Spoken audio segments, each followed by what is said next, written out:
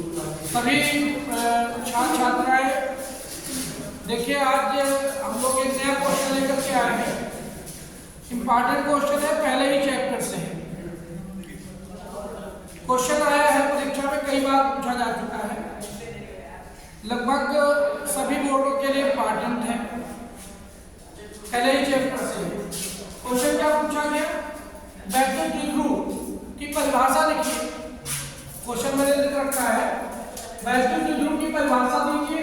किसी वैद्युत द्विध्रुव के कारण अक्ष पर स्थित किसी बिंदु पर वैद्युत क्षेत्र की तीव्रता का व्यंजक स्थापित कीजिए।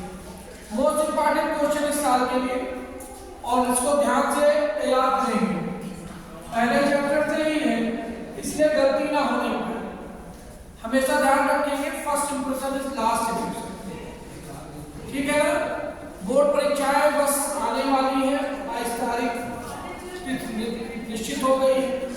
सभी लोग जो है लगातार रिवीजन करते रहे, केवल फिजिक्स ही नहीं, इवन हिंदी, अंग्रेजी, गणित, केमिस्ट्री, सारे सब्जेक्ट व्यवस्थित आप अपना टाइम टेबल बना करके रिवीजन करें। और जो भी क्वेश्चन आपको न समझ में आए तो फिजिक्स में तो मैं अपना व्हाट्सएप नंबर दे रहा हूँ, 9452016710। इसमें फिजिक्स का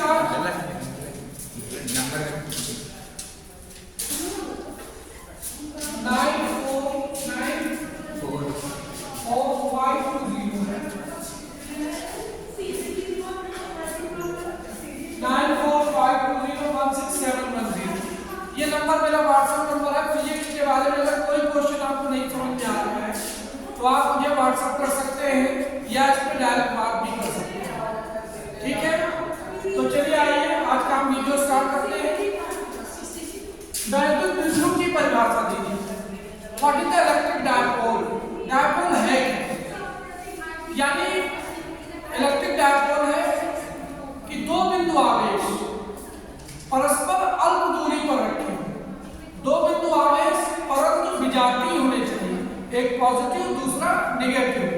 दो बिंदु आवेश परस्पर अल्प दूरी पर रखें। ये आपका हो गया क्या? ये आपका -q हो गया, ये +q हो गया। दो बिंदु आवेश परस्पर अल्प दूरी पर रखे हो, इनके बीच की दूरी हमने मान ली बहुत है 2l1। ये दो बिंदु आवेश परस्पर अल्प दूरी पर रखे हो तो बले निकाय को वैद्युत द्विध्रुव कहते हैं। ये वैद्युत द्विध्रुव की परिभाषा है। अगर यहीं पे आपसे पूछ लेता कि वैद्युत द्विध्रुव आघूर्ण, what is the electric dipole moment, तो आप आंसर तो देंगे कि किसी एक आवेश के परिमाण और उनके बीच की दूरी के गुणनफल को द्विध्रुव आघूर्ण कहते हैं। P बराबर Q × 2a। इसकी दिशा हमेशा माइनस से प्लस की ओर होगी। तो हमसे कह रहा है क्वेश्चन की वैद्युत द्विध्रुव की परिभाषा दीजिए, तो आपने परिभाषा दे दी। अब आपको इसके लिए वैद्युत क्षेत्र की तीव्रता निकालनी है।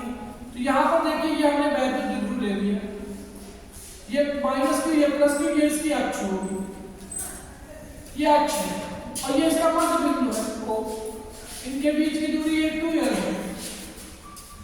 हमारा एक वैद्युत द्विध्रुव दो विजातीय आवेशों से मिलकर बना है जिनके परिमाण समान है। द्विध्रुव के मध्य बिंदु O से r दूरी पर हमने r दूरी पर एक बिंदु A ले लिया। यहाँ पर आपको वैद्युत क्षेत्र की तीव्रता ज्ञात करनी है। जो मैं बोल रहा हूँ यही इसकी थ्योरी है, मैं थ्योरी लिख नहीं रहा हूँ, मैं आपको लगातार बोल करके समझा रहा हूँ।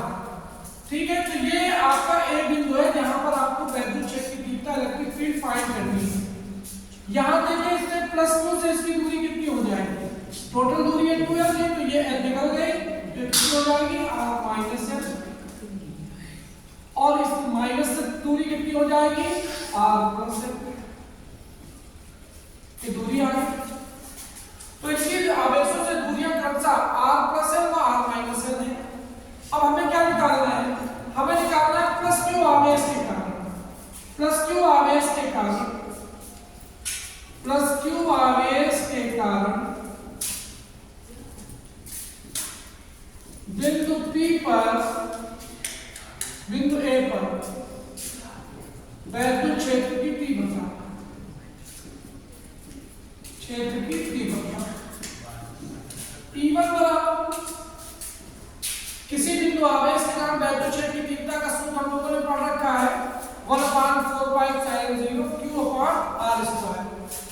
1/4πε0 के q अपान आवेश से दूरी कितनी है r माइनस एल का स्क्वायर।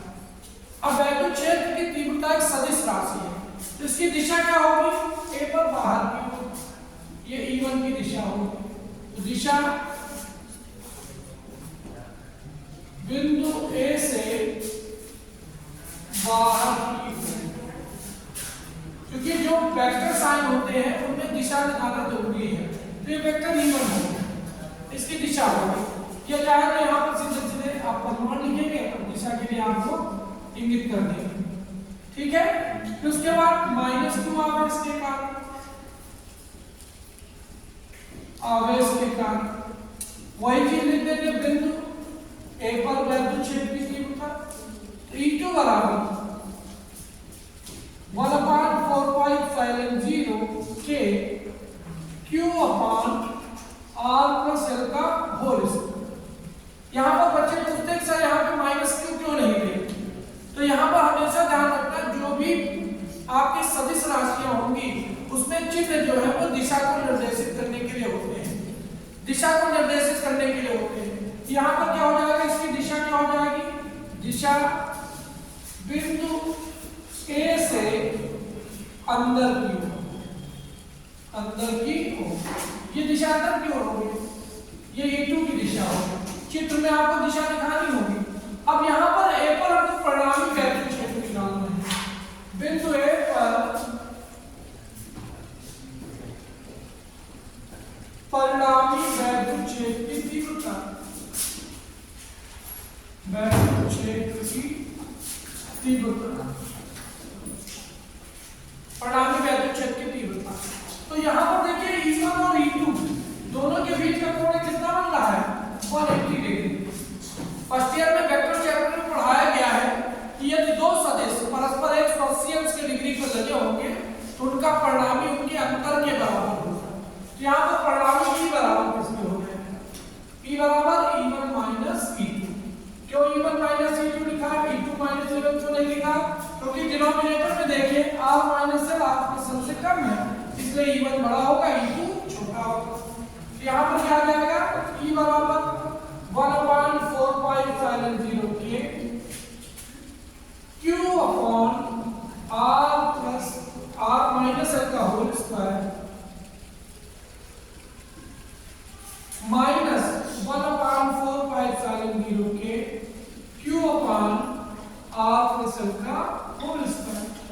कॉमन तो निकल रहा है, 1/4πε0 के कॉमन निकला है, q कॉमन निकला है, तो 1/r माइनस एल का होल स्क्वायर और माइनस 1/r प्लस एल का होल स्क्वायर।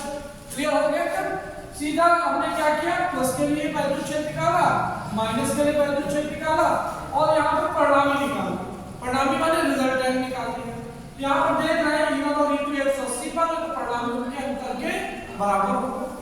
तो यहाँ पर क्या हो गया, 1/4πε0 के q, यहाँ एलसीएम ले लो, एलसीएम ले लिया r माइनस एल का whole square r plus L का whole square, cross multiplication r plus L का whole square minus r minus L का होल स्क्वायर।